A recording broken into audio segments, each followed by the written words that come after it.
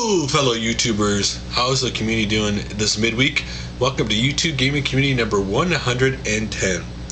So, first things first, we're going to get to our topic by The Miz, and it's about reproduction carts, are there piracy? And since he's allowed me to paraphrase his very long message about this topic, I will go through the points he made, point by point. And the first point he made is, how is it that when somebody takes a game, like let's say Final Fantasy IV, the Playing Collection I just got on the PSP, how is it that somebody takes this game and they burn this game to a disc and sell it, just on a plain old disc?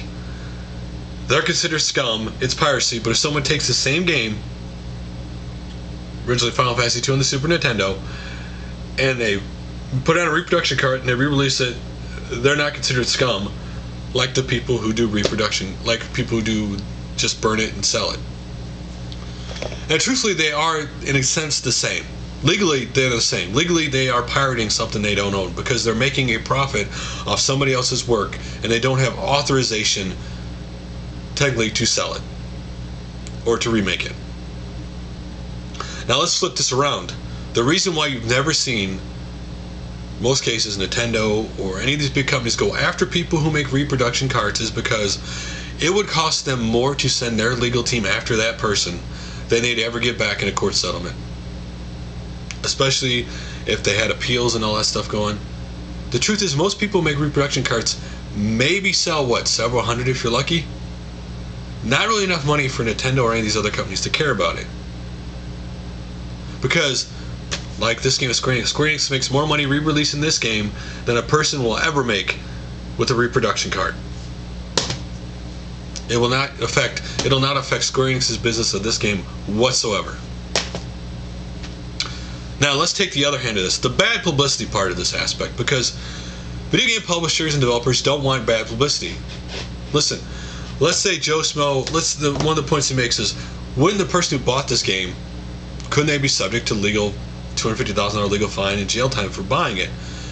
Do you actually think Nintendo or any of those guys want Joe Schmo, who bought a reproduction cart of this game because it was really expensive, but he bought every game in the series, including the latest one that just came out, and is a big fan of it.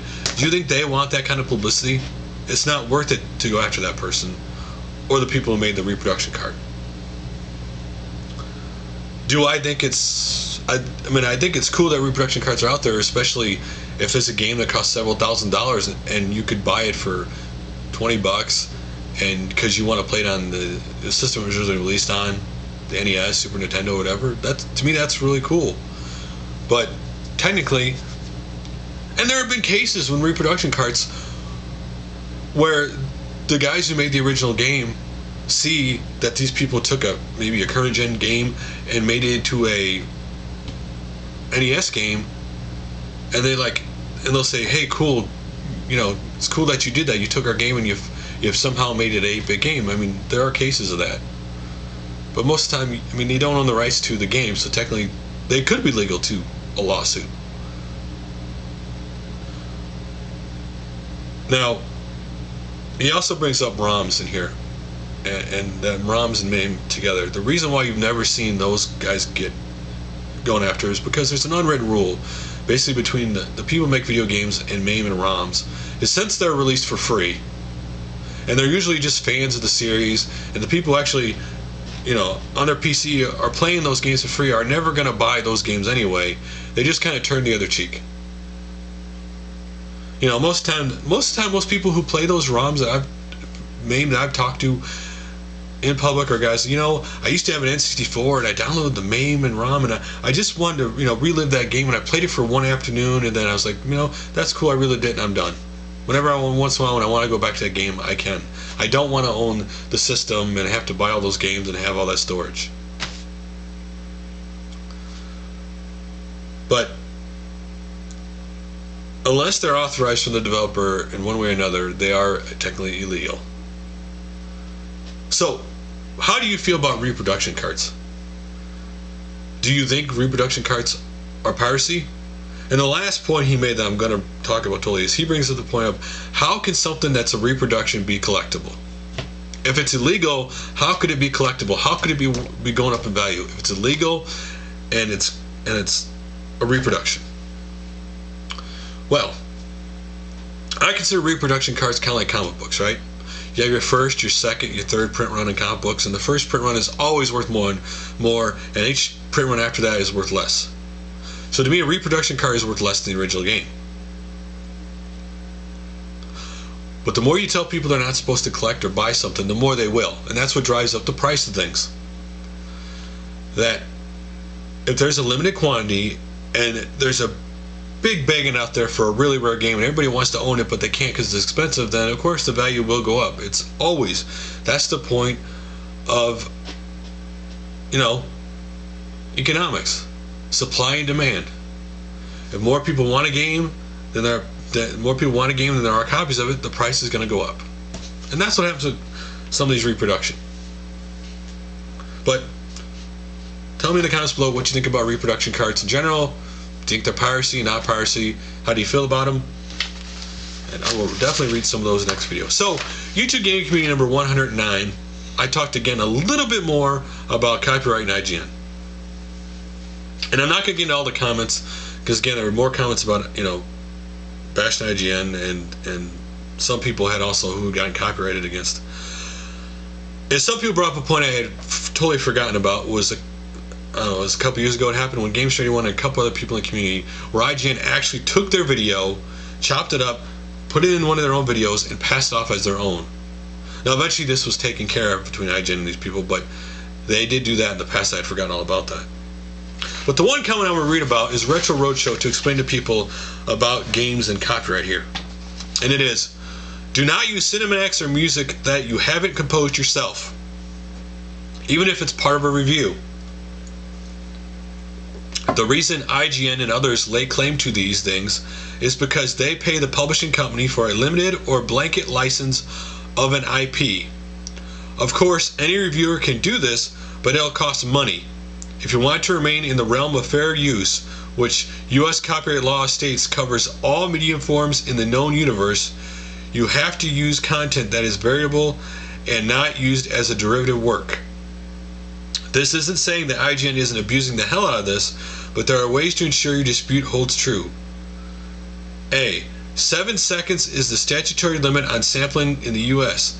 Anything under 7 seconds is covered under fair use for all medium forms developed or in the future in the known universe, including net. New laws may change this, but as it stands now, that's how things are. Taking 6 seconds of anything for parody, commentary, satire, or educational is legal. And so I read that just to let you guys know where the US laws stand on these things. So remember, if you're going to use a game, especially any music game, those things will get flagged faster than anything else in the world. You can only use 7 seconds or less. And it's always funny to me, by the way, that how it's always funny how certain videos get flagged and don't get flagged. Like, you'll see two videos and both videos have the music for the exact same time, but the one on the left will get flagged and the one on the right doesn't. Truthfully, by the rule he stated, every person who does a video montage with music in it, the same music through the whole, should be hit with copyright. So let's get to videos to check out. The first one is by RedRingsTV Battlefield Bad Company 2 Part 1 Gameplay and Commentary. If you want to see somebody play the game from the very beginning, if you've never seen the game, check it out. And for some fun parody music, check out WinsorIII's Super Smash Bros. CeeLo Green Forget You official parody, Beau Brian's. So he basically takes CeeLo Green's Forget You, so the actual music is playing, like the music's playing in the background, but he rewrote the entire lyrics for just about the game Super Smash Bros. And then his other video I'm going to shout out is a Super Mario Katy Perry E.T. official parody, where again it's taking a Katy Perry song, completely getting rid of all the lyrics except for basically the beat, and rewriting the lyrics to do with Super Mario. So you're interested to check those two videos out. Next is BaldatGames-Gaming Xenophobia, basically talking about people's misinterpretation or just fanboyism when it comes to the Xbox 360, and explaining why it failed over Japan, explaining why, because of how unreliable the product is, and because of Japan already having products that work really well, why it's been so hard for Microsoft to get a foothold in over there, and why now the Xbox is basically 360 is basically done in Japan. Basically. So, if you're interested, check that video out. Next is Pyro 2000X, Optimus Prime versus Metroid Prime. Now this is one of those where Optimus Prime is playing clearly in the Transformers War for Cybertron game, but there's Samus. He's fighting Samus and some other things from the Metroid universe. So if you're interested, check that out. Next is Klaudkil Top RPGs for on the PSP. So if you want to see his top 5 RPGs on the PSP, check out his video. Next up is Narox Winners and Answers to episode 11 through 20. What game is Narox playing? So what Narox is doing is he's released a game series called What's Narox is Playing. He's up to the newest one is now 22. And what it is, he plays a game. He doesn't tell you what the game is. And every 10 shows, he does a video like this where he announces and shouts out every person who guessed each episode right, and he puts their name, what episode they guessed right, and what the game actually was he was playing. So you should check that out. Next is Xlovenragex, May, June, July pickups part 1, Zelda, Sonic, Marvel, Lego. So in this massive pickups video of his, he shows some Marvel figures he picked up. He showed the Sonic exclusive figures he picked up at Toys R Us. He got some cool Kingdom Heart keychains and games. A lot of cool stuff. You should check that video out. And then next is xxkomebackkidxx-GAMES I bought recently. He starts off in this video showing all the cool like strategy guides from different generations he recently picked up, and then he got a cool little art book and some games from various different systems he picked up recently. Check that out. And next up is Sandamtod's My Resident Evil collection so far. And not only do I like the fact he shows his Resident Evil collection so far, he does something I wish more people in the community would do.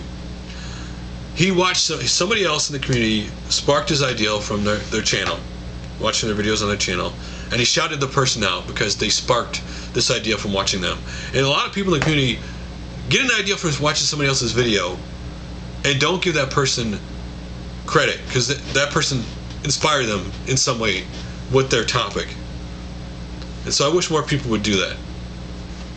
Now, the last video and channel I'm going to talk about, if some of you had followed my Facebook and Twitter today saw I posted it, JillPooThree's channel on YouTube got a 3rd strike today and was taken down. It's been suspended. And I saw it because xxkomebackkidxx had posted that on Twitter. And then I got a message on Skype from, well, Big Daddy Darth. It's a YouTube channel he's got now. Explained he got a message from JillPooThree and sent me the name of his new channel, and that he'll have a video up soon of what happened. And the loading screens also sent me a message saying, you know, he posted a video, people go check out JillPooThree's new channel. So I'll put all of them in the checkout channel list. And so I actually, ironically enough, I became surprised. I was the first person to subscribe to JillPooThree's new channel, which actually the new channel is simply JillPoo, and it is 3, except the number 3, it's just spelled out 3. The layout of the channel is exactly the same as the old one. And I'm going to direct you to his video for his new channel, basically called, once I get it back, I will show it to you. It's on here. Basically, where it is, it's not on, there it is. JillPooThree account terminated and new account. I knew I had it on the list. It's because I didn't shout out when I got to it. Go check out that video. He's been on YouTube for 5.5 years now. And he does explain exactly what video or why he got, you know, what video that caused him to get kicked off or what happened. But so, if you watch his channel, you liked his channel, go check out his new channel, go sub to it. And it you know, copyright on YouTube is a very funny thing because you never know when it's coming. You never know what video could get smacked with it. You never know who's going to give copyright on you, to be honest with you. And so, check out his channel. So guys, that's all for now. I will talk to you on Friday.